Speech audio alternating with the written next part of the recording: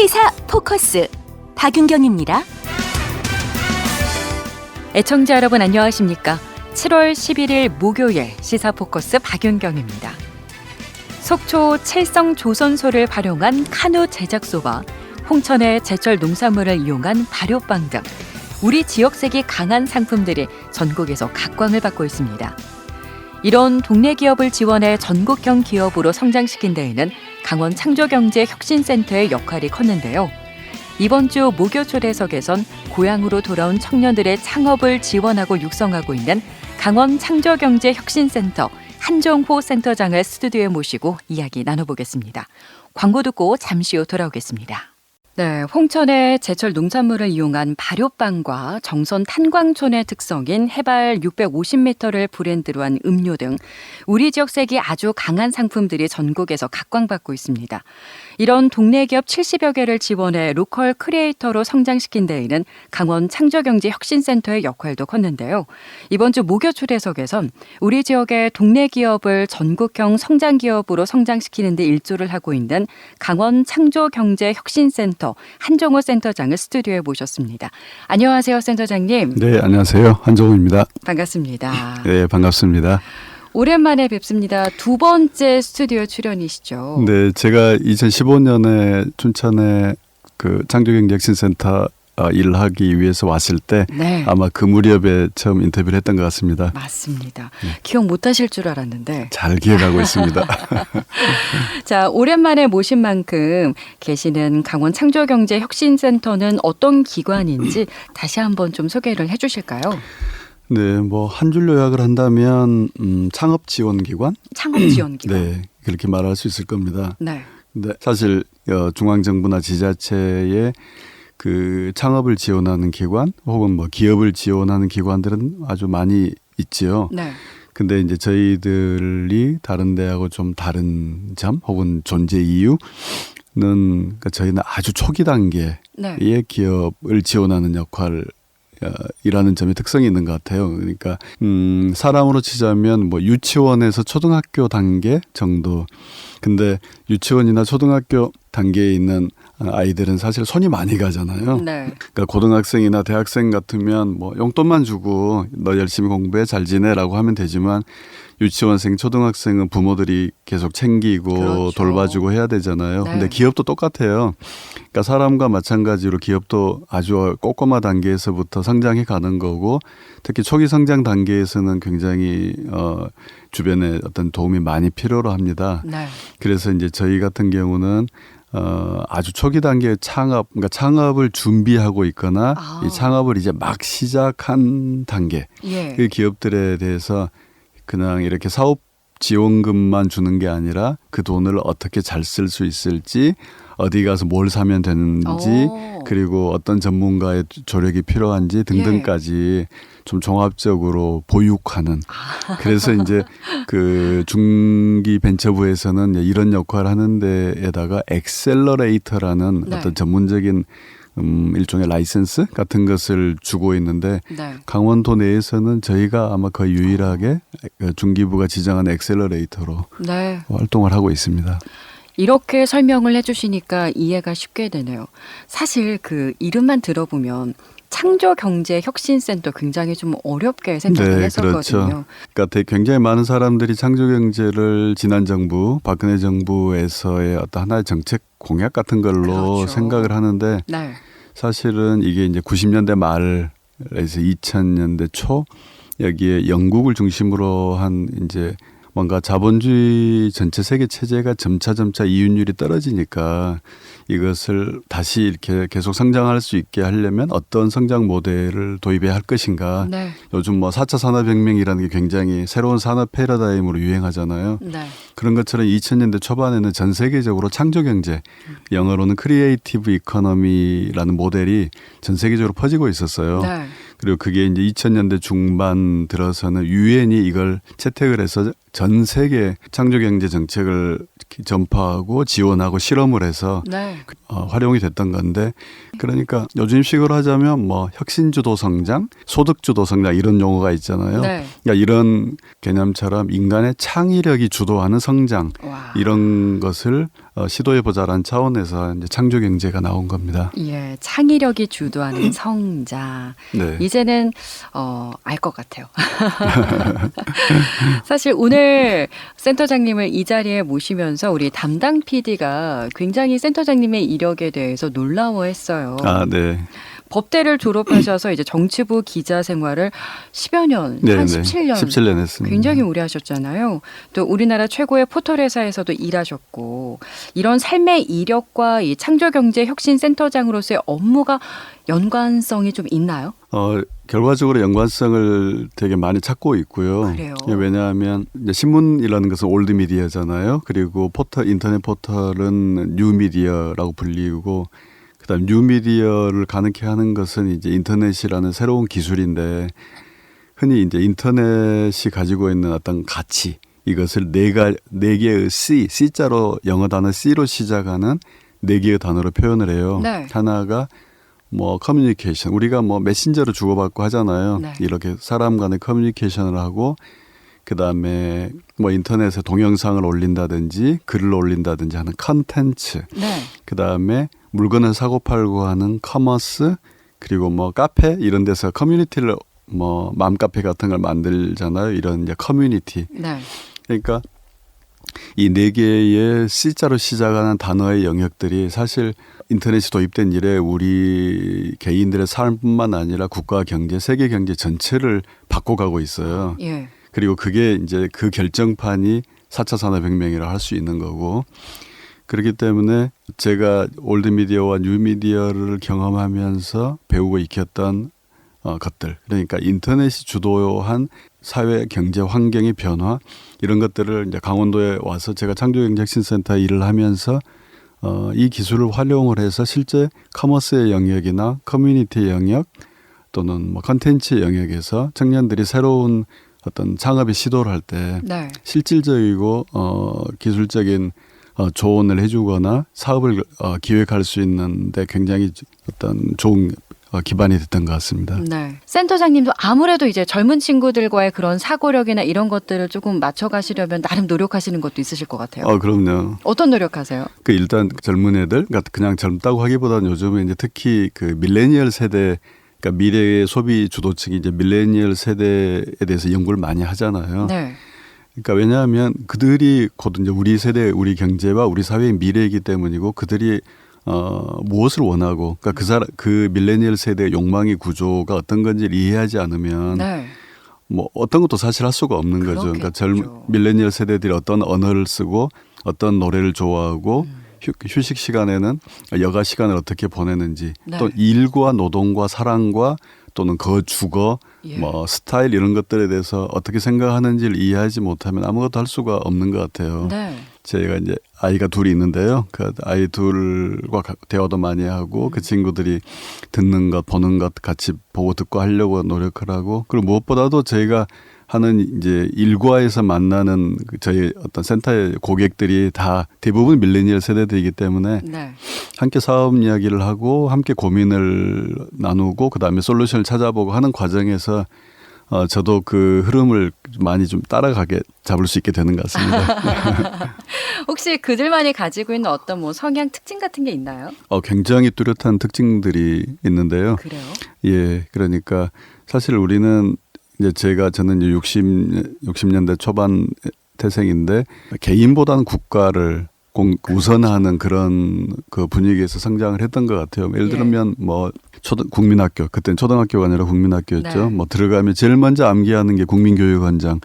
네. 근데 그때는 되게 그런 거에 대해서 고민이 없었던 것 같은데 내가 왜 민족 중흥의 사명을 띠고 태어났을까? 네. 자기의 탄생의 의미가 거기에 있을 리가 없잖아요, 사실. 네네. 뭐랄까 부지불식 간에 우리들의 사고를 지배하는 어떤 집단주의적 어떤 세계관이 있는데 요즘 밀레니얼 세대에서 정말 뚜렷한 특징은 그 친구들은 그렇게 생각하지 않아요.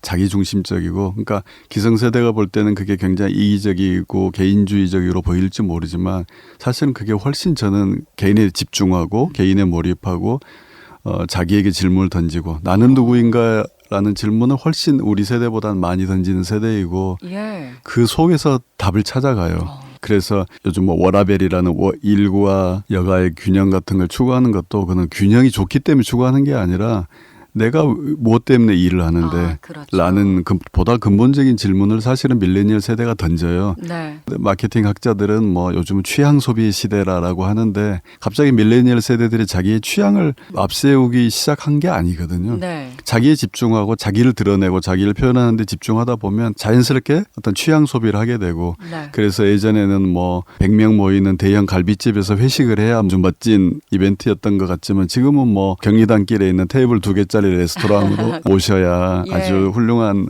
시간이 되는 것처럼 네. 그런 게 하나하나 그 세계관에서부터 그 구체적인 소비 패턴에까지 많은 것들이 달라지고 있고 그걸 이해하지 못하면 강원도 예를 들어 좀 갑자기 뭐 건너뛰는 얘기 같지만 강원도의 경제를 어떻게 살릴 건가 이런 좀 거창한 질문에 대해서도 답을 네. 찾을 수 없다고 생각이 됩니다. 그래요. 센터 이야기를 좀 여쭤볼게요. 지금까지 강원 창조경제혁신센터에서 600팀 정도를 지원하셨다고 들었어요. 네. 네, 거기에는 이제 기술 창업도 있고 비기술 창업도 있는데요. 네. 600팀은 저희가 이제 지난 센터가 만들어진 지 이제 4년이 조금 지났는데 그러니까 1년에 150팀 내지 200팀 정도를 지원을 했어요. 그중에는 신규로 창업을 한 데도 있고 이미 창업을 했다가 저희 센터에 와서 도움을 받은 경우도 있고 다 합쳐서 이제 그 정도 된다고 할 수 있고요. 예. 뽑아서 돈 주고 안녕 잘 살아라고 하는 게 아니라 저희들은 한번 선발을 하면 가급적인 끝까지 계속 손목을 잡고 더 성장하는 과정을 함께 하려고 동행하는 방식의 지원을 하려고 하기 때문에 사실은 뭐 숫자를 늘리려고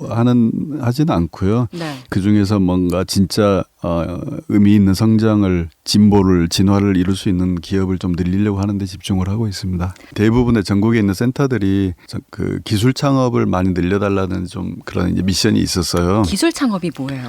기술 창업은 그러니까 글자 그대로 뭐 테크놀로지를 이용한 뭐 예를 들어서 뭐 수년 전에 화제가 됐었던 뭐 알파고 인공지능을 그런 기술을 활용할 경우에 빠르게 성장할 수 있기 때문에 네. 그래서 이제 정부에서도 주목을 했던 건데 물론 이제 강원도에서도 기술 창업이 많이 나왔으면 좋겠는데 사실은 그런 점에서는 강원도는 핸디캡이 많아요. 그러니까 좋은 기술 인력이 수도권으로 많이 빠져나가기도 하고 또 창업을 하더라도 그 창업 기업들이 투자를 받거나 경제적인 금융 지원을 받을 수 있으려면 그런 지원 기관들이 많고 생태계가 있어야 되는데 강원도는 그런 게 되게 취약하거든요. 그래서 이제 기술 창업 지원도 물론 하고 있지만 제가 이제 강원도에 와서 다시 주변을 보니까 뜻밖에도 강원도가 갖고 있는 여러 가지 자연 자원이라든가 산업 유산이라든가 역사 문화 유산을 활용해서 그 지역의 가치를 끌어올리는 그 비기술 영역의 창업 사례들이 되게 많은 것 같고요. 그다음에 그래요. 성장의 가능성도 높아서 그런 쪽이 좀 주목을 하게 됐고 네. 그런 지역을 기반으로 한 비기술 영역의 창업으로 지금까지 한 150팀 정도를 네. 저희들이 선발해서 지원을 하고 있습니다. 그 지원받기를 원하는 분들은 많으실 것 같은데 네. 어떻게 좀 선정을 하세요? 기본적으로는 이제 저희가 공모전을 통해서 공모 지원을 받은 뒤에 일정한 뭐 심사 뭐 발표 심사를 하거나 서류 심사를 하거나 혹은 뭐 인터뷰를 하거나 해서 선발을 하고요. 어떨 때는 저희들이 직 찾아가서 전문가나 지역 인사들의 이제 추천을 받아가지고 발굴을 하기도 합니다. 네. 이번에 모시기 위해서 조사를 해보다 보니까 우리 지역이 갖고 있는 환경을 잘 활용한 그런 우수한 것들이 굉장히 많더라고요. 좀 기억에 남는 지원 사업 있으실 것 같아요. 네.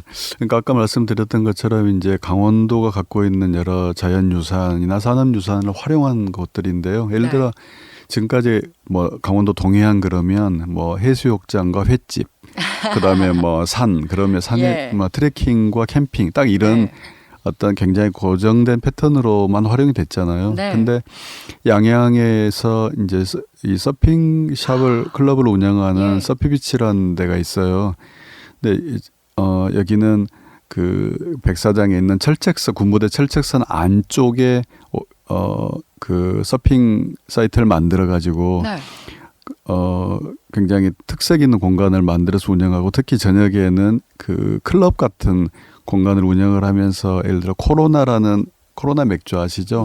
코로나 맥주가 전 세계 휴양지를 돌아다니면서 그 코로나 축제를 하는데 이 서피비치가 선정이 돼서 거기서 축제를 할 정도로 굉장히 유명한 핫플레이스가 됐고요. 네. 그래서 1년에 한 50만 명 정도가 다녀가고 있는 곳이 됐습니다. 예, 또 하나 예. 한 가지 더 예를 소개해드린다면 속초에 칠성조선소라는 이제 그 선박을 수리하는 곳인데요. 네. 근데 이제 할아버지 때부터 운영하다가 그게 영업을 중단해서 이제 철거가 될 예정이었는데 그 손자 부부가 네. 디자인을 공부한 친구들인데 이 친구들이 미국의 디자인 학교에서 그 카누를 만드는 걸 공부하고 왔어요. 예. 그래서 선박 수리소라는 원래 기능은 사라졌지만 그 공간을 그대로 리모델링을 해서 네. 목공으로 카누나 그다음 서핑보드를 만들고 이야. 그다음에 원래 수리 공간으로 운영하던 데는 그 갤러리로 활용을 하고 네네. 요즘은 주말에만 5천 명 정도가 오. 방문을 합니다. 와. 그러니까 1년에 52주니까 예. 5천 명이 방문하면 1년에 25만 명, 주말에만 25만 명, 평일까지 네. 하면 30만 명 이상이 방문하는 속초 최대의 핫플레이스가 돼 있습니다.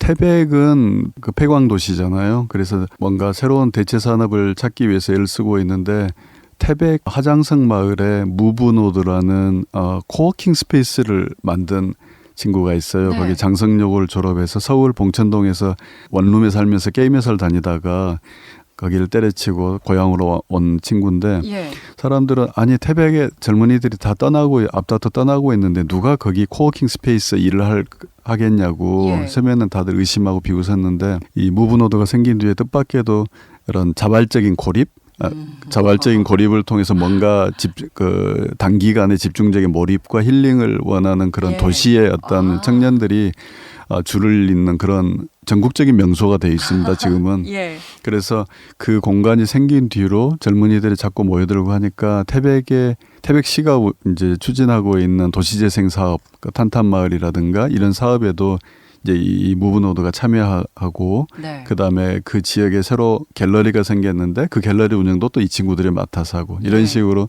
계속 청년들에게 새로운 기회들이 만들어지는 그런 어떤 불씨 역할을 하고 있습니다. 말씀만 들어도 정말 그곳에서만 느낄 수 있는 어떤 매력들이 분명하기 때문에 네, 맞습니다. 네, 많은 분들이 찾을 수밖에 없는 것 같아요. 네, 네.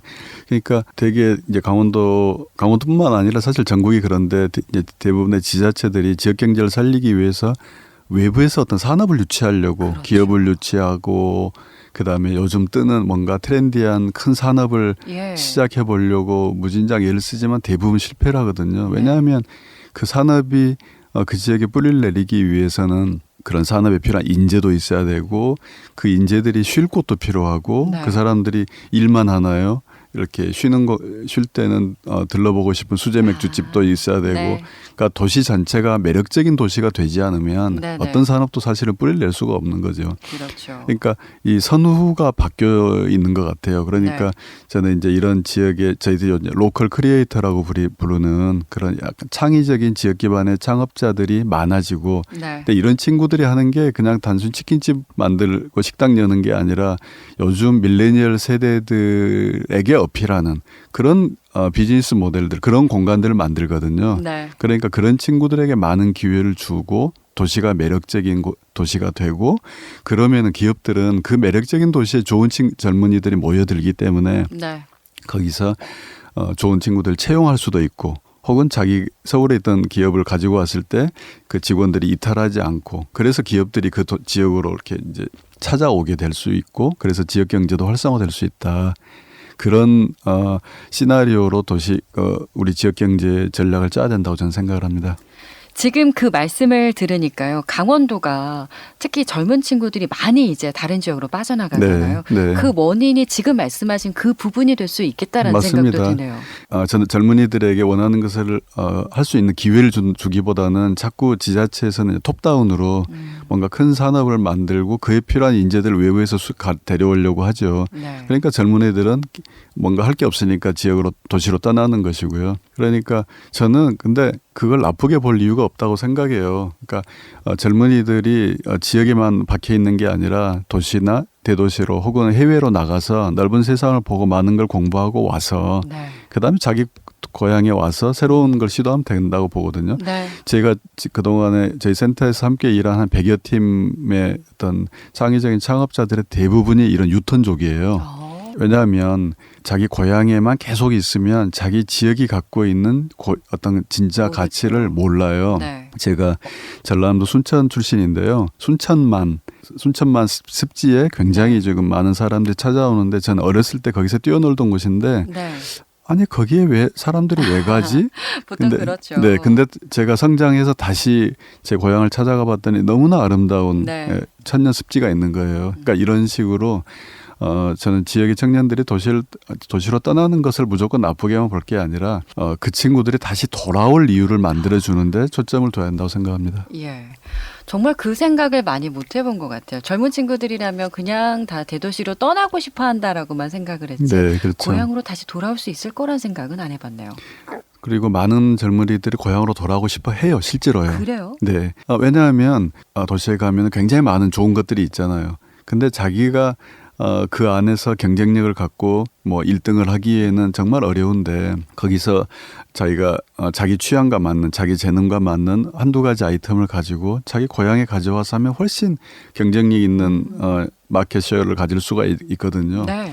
근데 그것을 도와주는 어떤 디딤돌 역할을 하는 데가 별로 없어요. 네. 그래서 이제 저희 센터는 그 디딤돌 역할을 좀 자임해 보려고 하는 겁니다. 네. 그 한 가지 더 여쭤보고 싶은데요. 인터뷰를 나누다 보면은 이런 아쉬움들을 얘기하시는 분들이 많아요.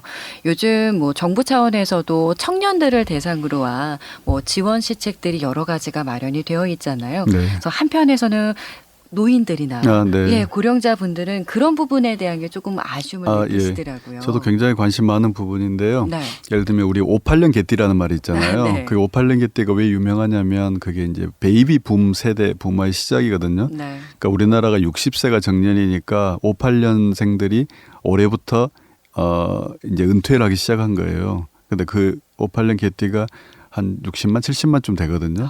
그러니까 앞으로 향후 10년 동안 600만 명 이상의 예. 베이비 부모들이 임금 노동의 영역에서 예. 이제 은퇴의 영역으로 오는 거예요. 네. 그럼 이 사람들에게 어떤 기회를 줄 것인가? 예. 이건 단지 노인 복지의 문제가 아니라 건강한 시니어들을 우리가 어떻게 경제 영역으로 끌어들이냐인데 네. 저는 그 대안이 뭐라고 생각하냐면 프리랜서 경제라고 생각을 해요. 프리랜서 경제요? 그러니까 프리랜서. 그러니까 네. 어느 특정한 조직에 속해 있지 않으면서 예. 자기의 재능을 활용을 해서 경제 활동을 하는 건데 이게 사실은 이미 우리 사회에서 굉장히 그 영역을 넓혀가고 있어요. 예를 들면 공유경제의 한 부분이라고 할 수 있는 예를 들면 뭐 그 카풀 같은 거 있잖아요. 네. 또는 뭐 에어비앤비를 서비스를 활용한 뭐 공유 민박 같은 거 이런 것들이 어느 기업에 속해 있어서 하는 게 아니거든요. 네. 그리고 에어비앤비 내에 있는 서비스 중에 하나인데 이제 트립이라는 전 세계적으로 굉장히 유명한 건데 예를 들면 쿠바의 아바나 시내에 있는 어떤 청년이 이런 자기가 상품을 올려요. 쿠바 아바나에서 나랑 거리 직구 3시간 하는데 1인당 3만 원. 네. 사람들이 여행을 할 때 요즘은 체험을 소비하거든요. 네. 그런 체험을 제공하는 쿠바 아바나에 있는 어느 직업 없는 청년이 자기의 시간을 파는 거예요. 해외 외국의 여행자에게. 예. 그러니까 이런 것들이 이제 공유 경제의 영역으로 확대되고 있고 네. 실제로 한국은행이 2018년 경제부터 처음으로 프리랜서를 포함한 공유 경제 영역을 최초로 공식 우리 경제의 한 부분으로 예. 카운트하기 시작했고 2018년은 한 2천억 정도로 카운트가 됐고요. 예.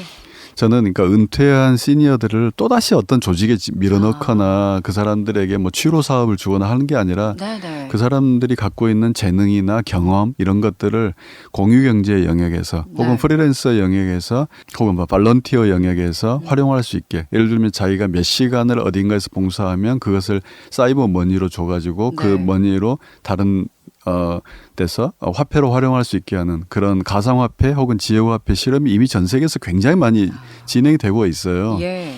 그러니까 우리만 그런 것을 아직 안 하고 그런 게 있는 줄도 모르고 있을 뿐인 거고요. 네네. 그런 미국 그 대학생들 조사에 따르면 기업이 취직하는 것보다 프리랜서로 살겠다라고 말하는 답하는 사람의 숫자가 점점 과반수 쪽으로 가고 있는 추세이거든요. 네. 그런데 이제 우리나라 젊은이들, 대학생들이 뭐 누구나 공무원이 되거나 대기업에 취직하는 것만 하나의 대안으로 생각하고 있는데 그런 게 좀 아쉽고 안타깝다고 생각이 되고요. 네. 그러니까 저는 그러니까 시니어뿐만 아니라 시니어나 젊은이들이나 저는 점차 이렇게 개인 중심의 경제가 활성화되고 그런 프리랜서 경제가 머지않아 우리 경제의 주류를 차지하는 시대가 올 거라고 생각이 됩니다. 네. 오늘 말씀을 듣다 보니까 시간이 벌써 이렇게 된 줄 몰랐어요. 마지막 질문을 좀 드려야 될 것 같은데요. 혹시 뭐 앞으로 좀 이렇게 계획하고 계시는 어떤 일들이 있으실까요? 네. 그러니까 우리 지역의 가장 큰 위기를 진단한다면 모두가 한 목소리로 이제 이야기하는 게 지역 소멸의 위기이지 않습니까? 네. 근데 최문순 지사님도 이 아이를 낳아서 이 문제를 해결할 수 있는 시기는 이미 지났다. 그렇죠. 사람들 오게 해야 된다라고 이제 그 이야기를 하시는데 저는 전적으로 공감을 해요. 네. 근데 그렇다면은 오게 하려면 어떻게 해야 되느냐? 네. 그럼 그 사람들 올 이유를 줘야 되잖아요. 네. 이제 저희 지역에서는 우리가 미리 뭔가 메뉴를 정해놓고 자 이거 먹을 사람 오세요라고 하는데 저는 그게 아니라 예. 당신들이 하고 싶은 걸 하세요. 당신들이 하고 싶은 걸 마음껏 하세요. 그럼 우리는 그걸 도와드릴게요. 네네. 라는 좀 더 유연하고 개방적인 지원 정책을 우리가 펼친다면 뭔가 은퇴 이후의 삶 혹은 퇴사 이후의 삶을 꿈꾸는 젊은이들 또 시니어들이 네. 강원도에 가면 뭔가 새로운 기회가 있다더라. 기회의 땅 강원도라는 그런 이미지를 갖게 한다면 정말 전국의 좋은 인재들이 강원도로 모여들 거라고 생각이 됩니다. 네. 그래서 그런 일들 예를 들면 뭐 강원도에서 속초에서 강릉에서 한 달 살아보기 뭐 이런 사업 이런 프로그램들 뭐 여러 가지 해보려고 하고 있습니다. 네. 오늘 말씀을 들으면서 미처 생각해보지 못했던 부분들에 대한 걸 좀 많이 깨달은 것 같아요. 그 안정적인 일자리 창출에 대한 인터뷰는 정말 많이 했었는데 오늘 말씀하신 내용은 굉장히 새로웠고요. 뭐 창업을 준비하시는 분들뿐만이 아니라 어떤 시책을 만드시는 분들도 일반인 분들도 이런 사고에 대해서는 좀 배워볼 필요가 있겠다. 좀 공부를 해야겠다라는 생각도 들어요. 예, 한 가지만 덧붙인다면 지금 우리에게 필요한 것은 미래 세대, 다음 세대에서 새롭게 등장할 업을 만드는 일. 그것은 취업 창업을 불문하고 결국은 우리가 어떻게 살 것인가. 앞으로 내가 무슨 일을 하면서 할 것인가. 내가 하고 싶은 것, 내가 좋아하는 일을 지금은 하나의 직업으로 존재하지 않지만 그 업을 내가 스스로 만들어 가다 보면 네. 굉장히 많은 기회가 있을 거라고 생각이 돼요. 네, 위안이 되네요. 용기 있는 많은 도전 기다리도록 하겠습니다. 오늘 말씀 여기까지 나누도록 하겠습니다. 고맙습니다. 네, 감사합니다. 네, 지금까지 강원 창조경제혁신센터 한종호 센터장이었습니다.